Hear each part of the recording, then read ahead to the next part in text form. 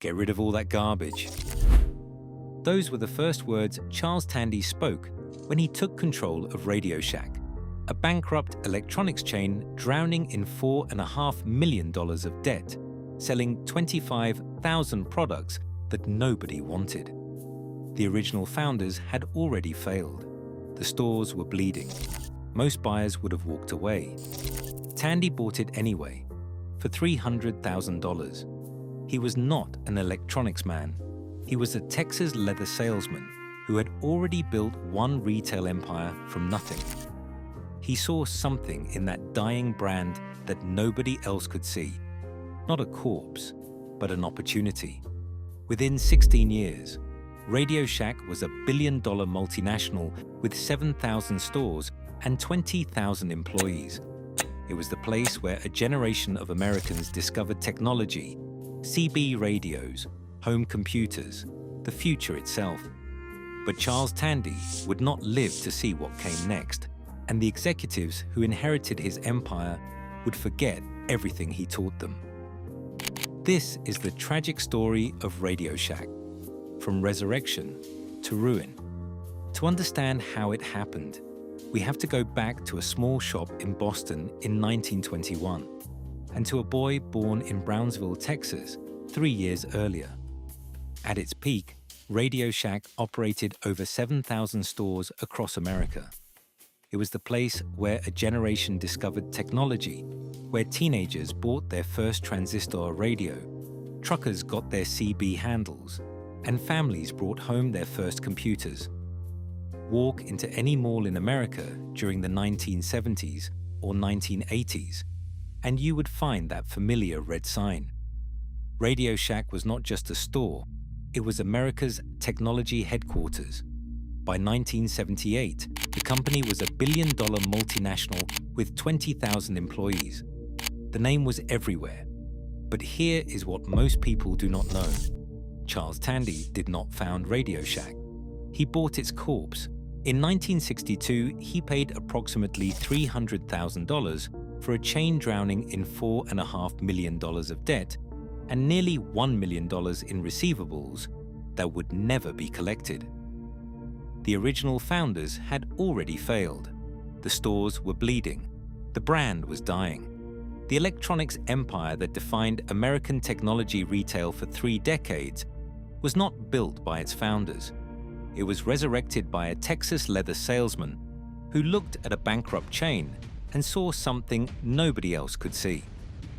This is the story of how one man turned a dead company into America's technology headquarters, and how, decades after his death, arrogant executives drove that empire into the ground.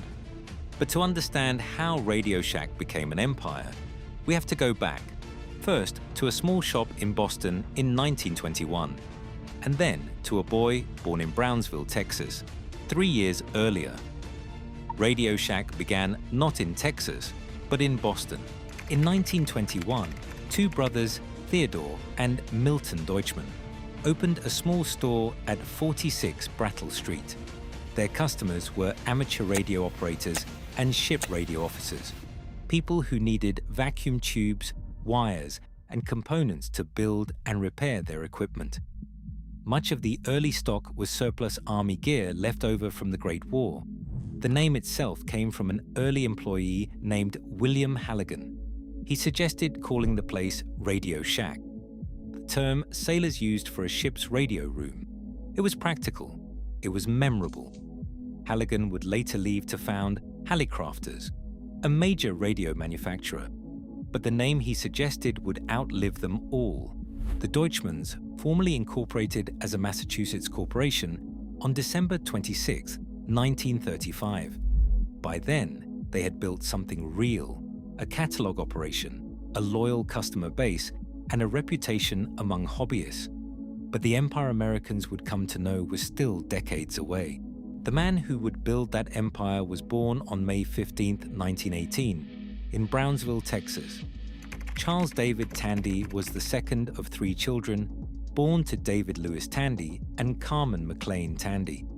His father co-owned a leather supply business called Hinckley Tandy Leather, which served shoe repair shops across the region.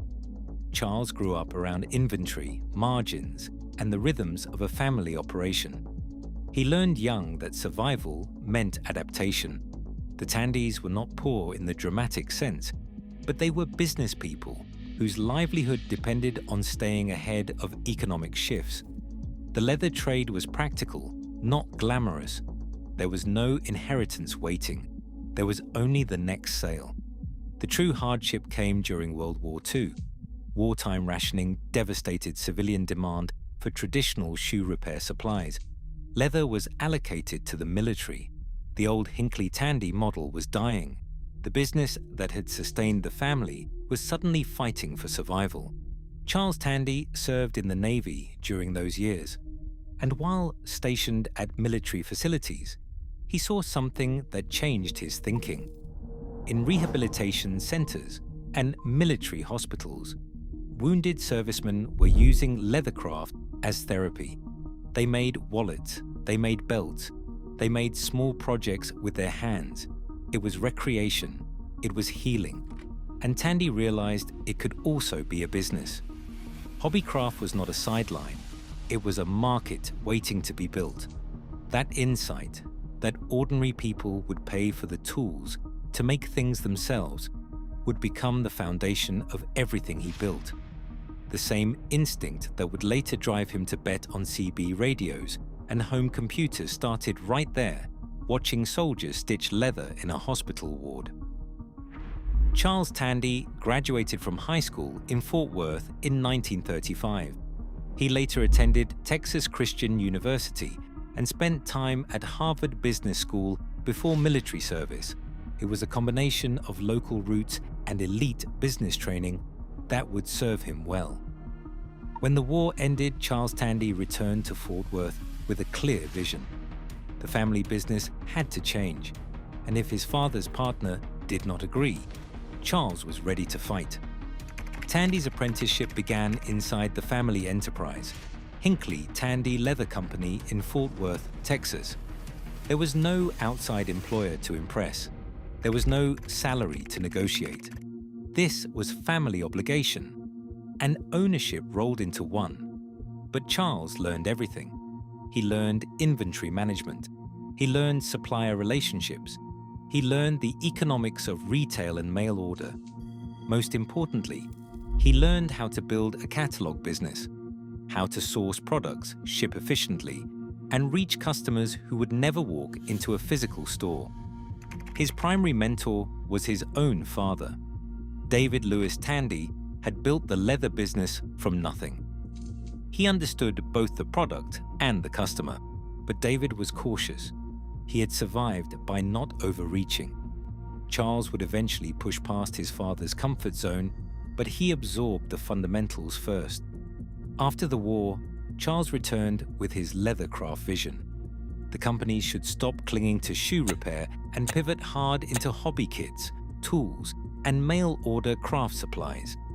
He believed ordinary Americans wanted to make things with their hands, and that Hinckley Tandy could be the company that supplied them. Not everyone agreed. Norton Hinckley was the family's longtime business partner. He had built the shoe supply business. He saw no reason to abandon it for an unproven hobby market. The disagreement festered. Charles was young, aggressive, and certain he was right. Hinckley was experienced, conservative, and unwilling to gamble on instinct. In 1950, the conflict ended in divorce. Charles and his father split from Hinckley, taking the leathercraft side of the business. They formed the Tandy Leather Company. Hinckley kept the shoe supply operation. It was a clean break, and it forced Charles Tandy to prove his vision could work. He did. By 1954, just 4 years after the split, Tandy Leather had grown to 67 stores in 36 states and Hawaii, generating $8 million in annual sales. Charles had been right. The hobby market was real, and he had proven he could scale a retail chain from scratch. Before Charles Tandy ever touched an electronic component, he had mastered 3 things: how to build a catalog business, how to expand a specialty retail chain, and how to think in margins rather than sentiment. These skills would prove essential when he turned his attention to a failing electronics company in Boston.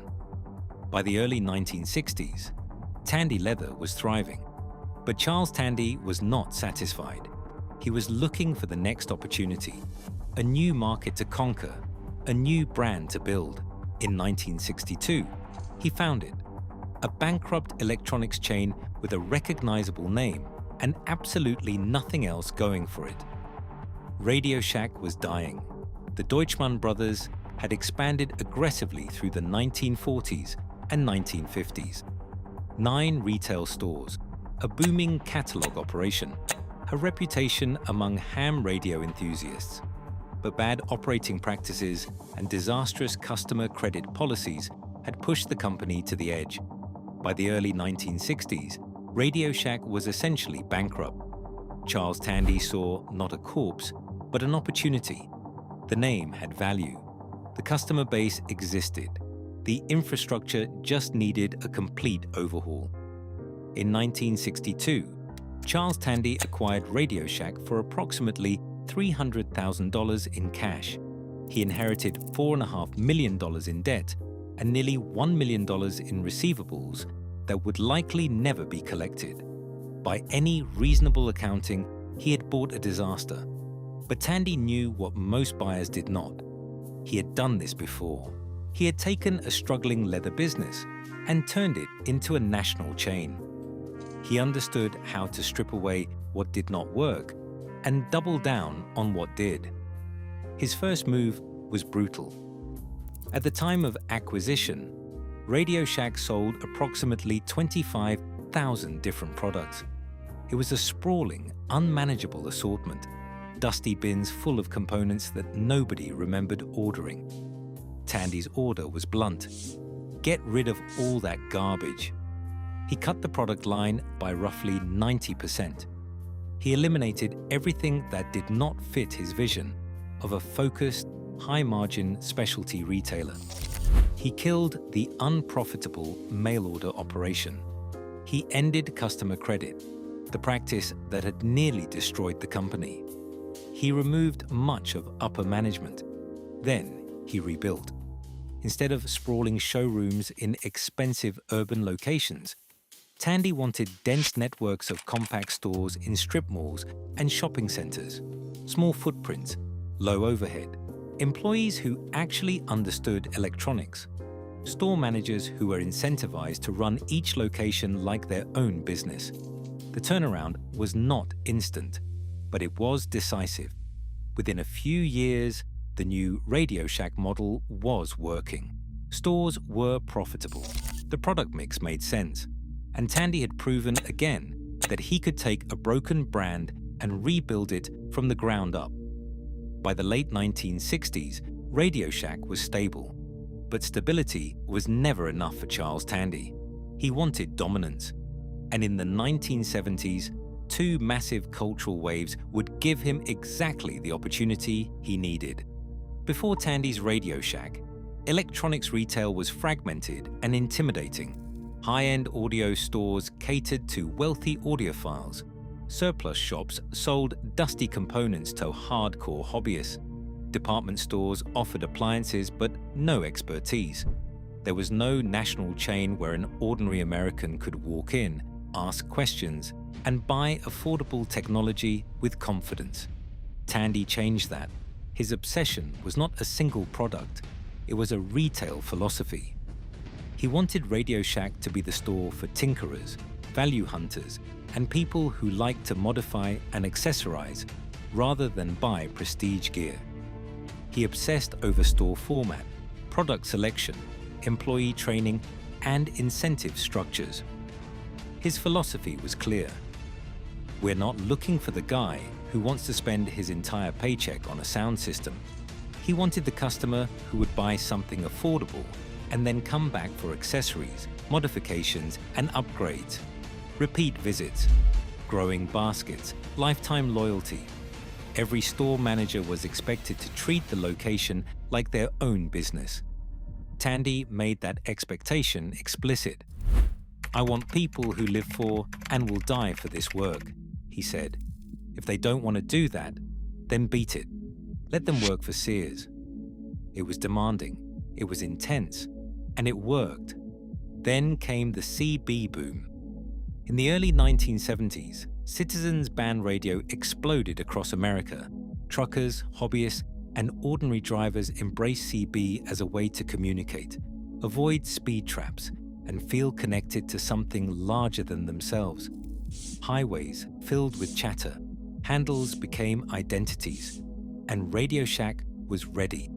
By January 1977, RadioShack had more than 5,000 outlets in the United States and Canada. The company controlled approximately 15% of the CB market. CB enthusiasts made up nearly 25% of RadioShack's $742 million in revenue from the prior year. Tandy's own CB handle was Mr. Lucky. The chain had become part of American culture, but the second breakthrough was even more dramatic. On August 3, 1977, RadioShack launched the TRS-80 Tamoroses, a fully assembled personal computer priced at $599. It featured a Zilog Z80 processor, 4 kilobytes of RAM, a built-in basic programming language, and an optional 12-inch monitor. At a time when most personal computers were sold as kits requiring assembly, RadioShack offered a machine that ordinary people could buy, plug in, and use. The TRS-80 was created by Steve Lininger, then just 24 years old. Tandy had the vision to enter the computer market. Lininger had the technical skill to make it happen. The response was immediate and overwhelming. More than 15,000 people called to order the TRS-80, paralyzing the company switchboard. The phones would not stop ringing. Lines jammed. Operators could not keep up. Approximately 250,000 people put down a $100 deposit to join the waiting list. RadioShack had expected modest interest. Instead, they had triggered a stampede. The chain known for batteries and cables was suddenly at the center of the personal computer revolution. Tandy called the TRS-80 probably the most important product we've ever built in a company factory. He was right. By 1978, RadioShack was promoting itself as the biggest name in little computers. By 1979, more than 1,600 employees were building computers in 6 factories. Over 200,000 TRS-80 Model 1 units sold between 1977 and 1981. All TRS-80 models combined eventually reached the millions. RadioShack's advantage was distribution. While competitors like Apple sold through small networks of specialty dealers, RadioShack had thousands of stores already in place. The TRS-80 was available everywhere, in malls, in strip centers, in small towns across America. For millions of Americans, RadioShack was where they touched a computer for the first time. Charles Tandy had done the impossible, twice. He had saved a bankrupt chain. He had turned it into America's technology headquarters. But success does not protect against tragedy. And even at the height of his empire, setbacks were already gathering. Even during the expansion, problems emerged. In the 1970s, the Justice Department forced Tandy Corporation to divest after the Allied Radio acquisition on antitrust grounds. The government saw monopoly risk. Tandy saw bureaucratic interference. Either way, it constrained his expansion and sent a signal that unchecked growth would face opposition. Then came the scandal. In 1976, the company admitted making improper payments to expedite business operations. Tandy Corporation was forced to take responsibility for back taxes and accept public scrutiny. For a company built on Charles Tandy's personal credibility, the embarrassment stung, and there was personal loss. In 1966, Charles Tandy's first wife, Gwen Purdy Johnston Tandy, died.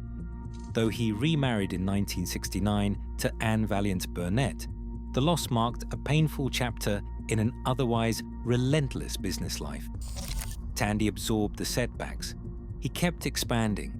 He did not apologize for his methods. He did not soften his expectations. He believed that relentless execution was the only answer to adversity, and for as long as he lived, that belief was vindicated. But the true darkest hour came decades later, long after Charles Tandy was gone. By 2012, RadioShack posted a full-year net loss of $63 million. The stores that once hummed with CB enthusiasts and computer hobbyists had become something else entirely. Phone kiosks competing with carrier stores that had better selection and manufacturer support. By late 2014, the company warned investors it might not be able to finance operations beyond the very near term. Quarterly figures told the brutal truth. RadioShack was losing roughly $1.1 million per day. Then the collapse accelerated. On February 5, 2015, RadioShack filed for Chapter 11 bankruptcy. The company announced it would close 1,784 stores immediately. 2 years later, on March 8, 2017, it filed for bankruptcy again. By May 2017, all but 70 corporate stores were slated for closure. The empire was gone. What went wrong? The collapse was strategic suicide. RadioShack abandoned its hobbyist identity and became a phone store, competing in a category it could never win. It missed the internet retail revolution. It failed to evolve while Amazon, Best Buy, and Apple stores redefined how Americans bought technology. The executives who followed Tandy did not have his vision. They did not have his discipline. They did not have his willingness to make hard decisions. The man who said, "Get rid of all that garbage," would have been horrified. But before the fall, there was the peak. And at that peak, Charles Tandy's RadioShack was not just a retail chain. It was an American institution. Consider the acceleration. Between 1972 and 1976, the number of RadioShack stores more than tripled. New locations opened in malls, strip centers, and small towns that had never had access to electronics retail before. The expansion was relentless.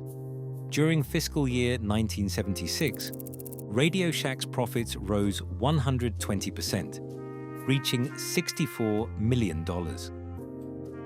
The math was simple. More stores, focused product selection, private label merchandise with strong margins, and incentivized managers who ran each location like their own business. By Charles Tandy's death in November 1978, Tandy Corporation was a billion-dollar multinational with 20,000 employees and 7,000 RadioShack outlets. The orphaned brand he had purchased for $300,000 was now one of the most recognized names in American retail. The TRS-80 line continued to expand through the early 1980s. Color computer, Model 2, Model 3, Model 4. RadioShack offered not just hardware, but software, peripherals, training, and service through its vast store network. RadioShack achieved something remarkable. It made technology feel local and accessible. The stores were small, staffed by enthusiasts, and located everywhere.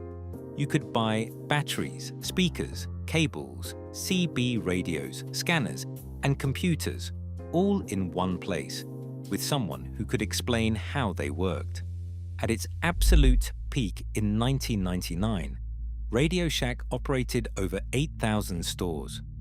The empire Charles Tandy built had grown even larger after his death, though the seeds of its eventual collapse were already being planted. Tandy's most important decision was never a single product.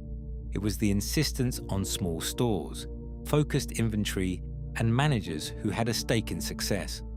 That model scaled because it was simple, and it collapsed when later executives abandoned it for a confused identity as a mobile phone retailer.